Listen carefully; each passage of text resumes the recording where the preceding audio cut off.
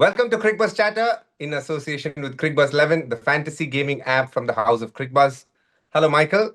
Interesting test, interesting start, but most importantly, what did you think of the flat pitch and the 11 that England chose? Yeah, Mel, the 11 to start with, I think it was the best team that England could put out this week. Delighted to see Jofra Archer back in the team. Delighted that Ben Stokes won the toss. He was always going to win the toss today.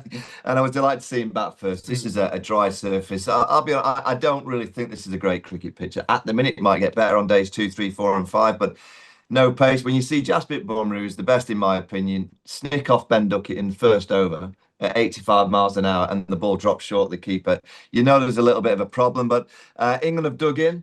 They've played a brand of cricket that I haven't seen them play. They've had to play completely against their natural trait where they played the attritional game. So it was good to see. If you go through that scorecard, 251 for 4, we'll come back to deciding who won that day. But the one name that stands right at the top is Joe Root, the man from your neck of the woods. He batted quite magnificently, isn't it? Yeah, I mean, he's such a good player, and I think all great players, they work out quite quickly what shots are on, what shots aren't on. I think he worked out very soon when he was out there that down the ground looked to be really difficult because the ball was stopping, it wasn't coming onto the bat. The snicks are not carrying, so I think as a batter, you know that you can't really get snicked off unless you're putting momentum into the shot. So he just went, you know what, I'm just going to rotate the ball into the gaps.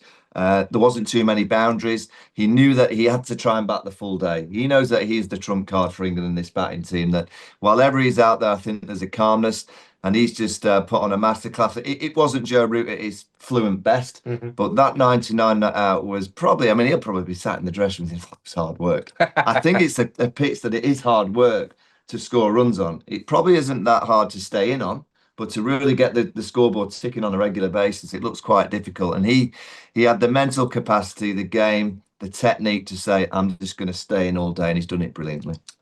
He has got 103 50s, joint highest ever, along with Zak Crawley. That's quite a number. And the England team will feel good that he's back in form?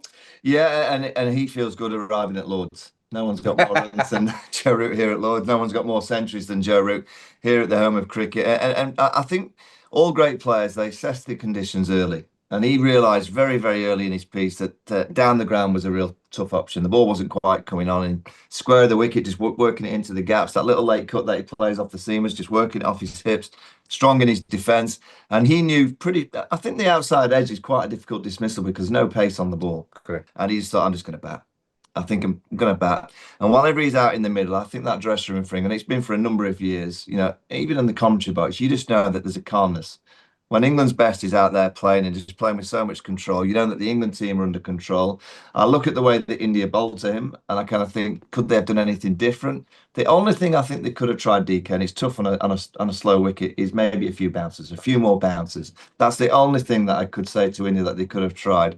From your perspective, how do you think that India bowled to Joe Root, in particular that partnership after lunch where it was tough for England to score, but they didn't get the wickets, India?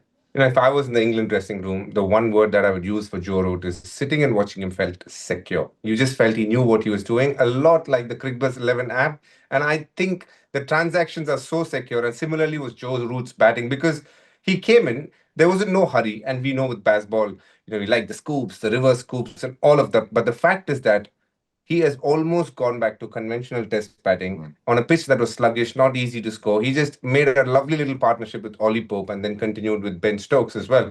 But Ollie Pope, what did you see of him today? The way he batted, he tried his best, but yeah, he couldn't get into his flow. But I was really impressed with the mindset. Usually, Ollie likes to go out and play all his shots. So I just think he was trying his best, and he just had that one lapse of concentration that he lacked just after tea. Jadazy bowls him a ball, and he plays that big drive, and he gets the edge caught behind. But that partnership in the middle session where India were at their best, you know, Bumrah, Siraj, Akashdeep, they really just probed away outside off. They've kept the field in, which was important on this kind of surface. I think Ollie Pope, Joe Root were finding it difficult to score, and they had to survive.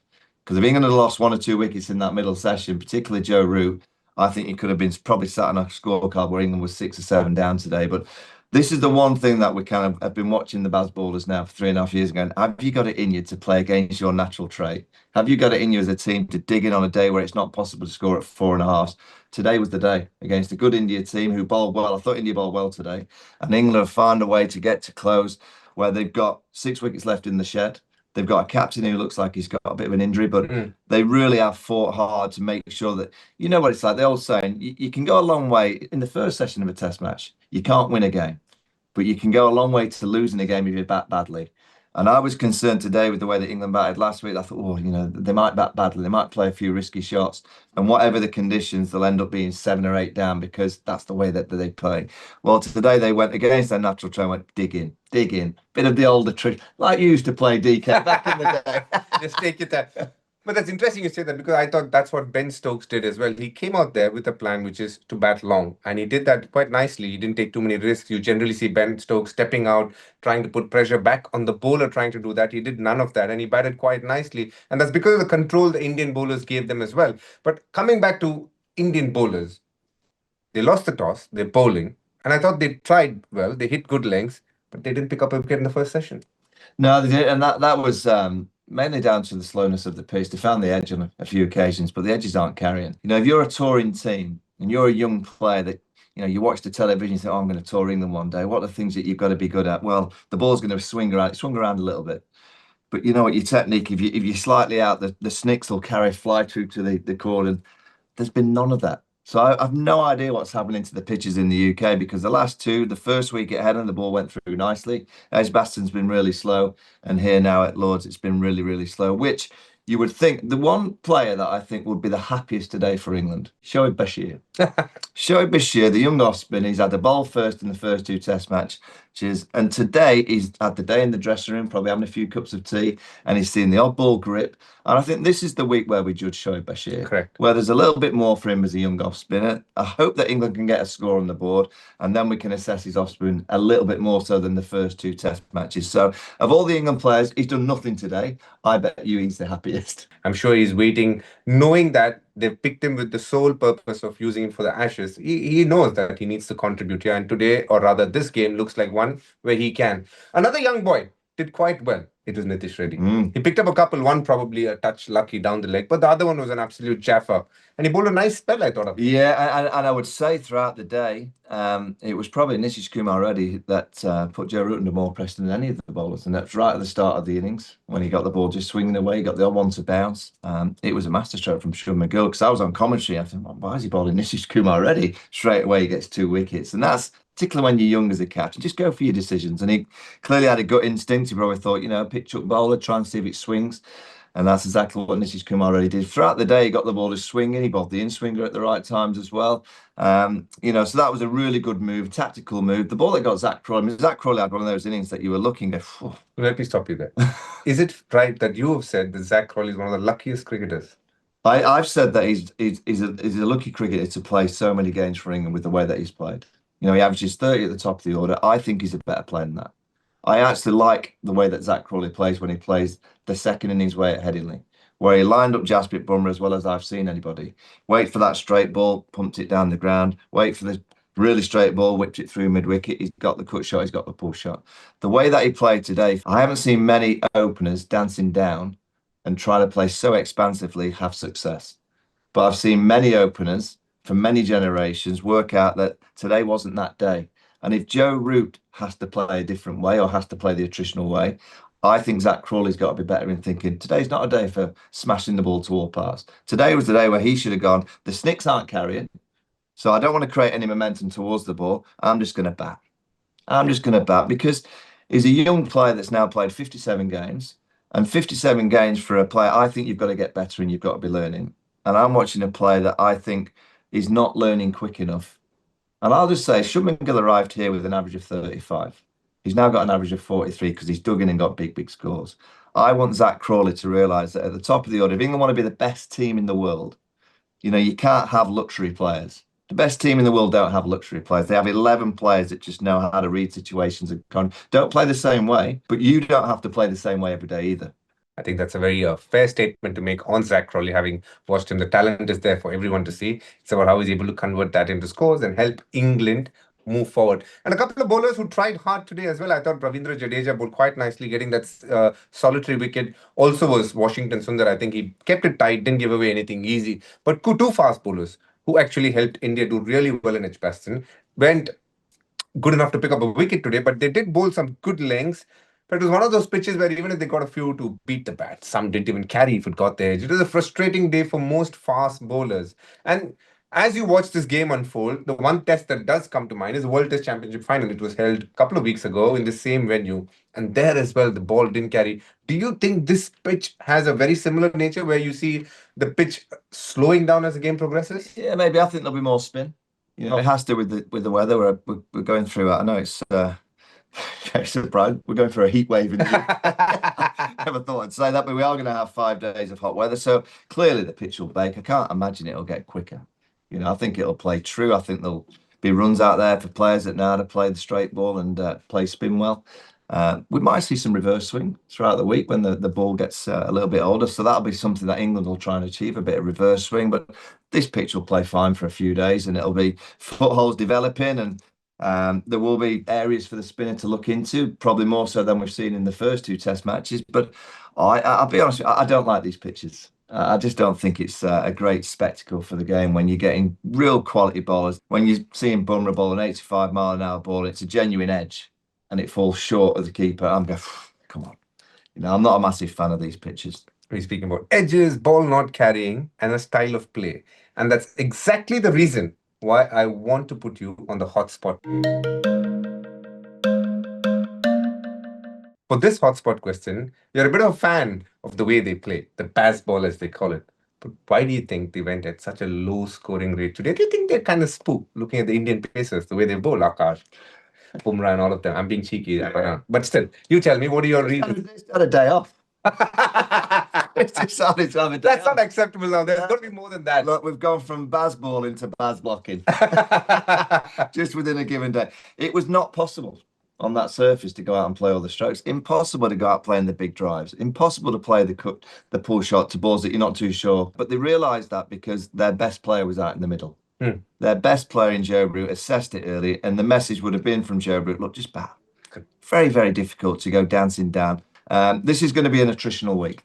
It's really going to be an attritional test match where I can't think that a team's going to fly forward quickly. It's not possible this week. And that's why I've admired them more today than probably in the 3.5 years that I've watched them, because I believe mental toughness is doing something that's against your natural trait that you don't really want to do. You find it difficult to do, but you have to do it just to win that day's play. And I don't know if England won. I think it's probably even. Okay. Probably even. Maybe just England in front because they're 250 ahead. But I admired England today with a huge amount of kind of admiration because they've done something to get themselves into a test match and they've gone against their natural game, which is exactly what you need to do in test match cricket.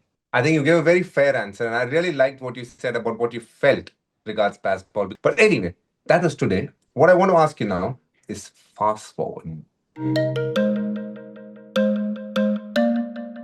Wear your captain's hat, wear your curator's hat, wear whatever hat you want. What I want to know exactly is how is the Lord's pitch going to behave tomorrow? What should India do to pick up some wickets? And in a jiffy too, but most importantly, what is your vision of what tomorrow could look like?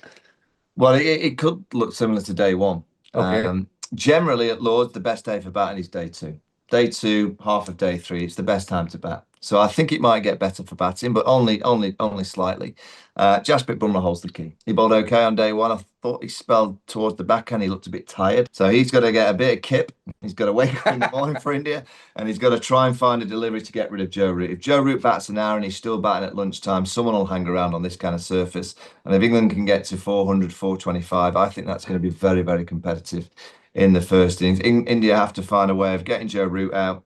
We'll have to wait and see how Ben Stokes wakes up. Clearly that groin's a problem and can't imagine it'll be better in the morning. So it'll be interesting to see what Ben Stokes did. But, you know, clearly Bumrah, Siraj and Akashdeep, understandably today, looked a little bit tired. Understandably, only a few days ago they were charging at Edgbaston. They're having to do it again. You know, I'll be intrigued to see how that first hour goes because we just know that in a situation that we find a pitch that's slow, it's not easy to get wickets. If India can get 2 or 3 wickets in the first hour, it blows the game open.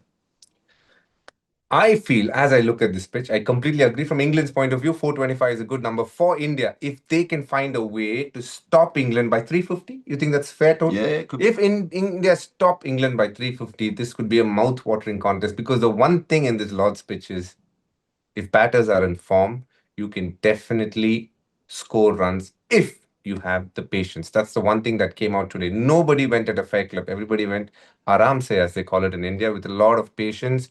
And for me, Lords is going to be attritional. That's the right word that Michael Vaughan just used. And hence, I will definitely tell you from my point of view, India is going to have a better day than England. Purely because Bumrah is going to come all guns firing. Ben Stokes probably won't turn up if he's not feeling really well. Oh, he'll be here, don't worry. One Jamie Smith wicket and India will be probably laughing. But no, all jokes. Tomorrow is going to be a very exciting day at Lords. But you guys, please download the Cricbuzz 11 app. Play all the contests. It's not going to be much, just 1 rupee. Michael, you have anything to say about what you feel you're going to be having for the night today? Because tomorrow you might not feel the same. I'm quietly confident. I think England have had a good day. I think they're getting runs on the board. My only worry is the bowling. And if Ben Stokes can't bowl, Jofra Archer's back for his first game in 4 years. Brydon Carstwokes played in the last Test match. It's going to be a big week for Shoaib Bashir. But it's a great week for him to expose his skills on a pitch that offers him a little bit more than we've seen in the previous two. So I'm excited for the England team, and I'm really looking forward to seeing how Shoaib Bashir goes this week. Thanks for watching Cricbuzz Chatter in association with Cricbuzz 11. See you tomorrow.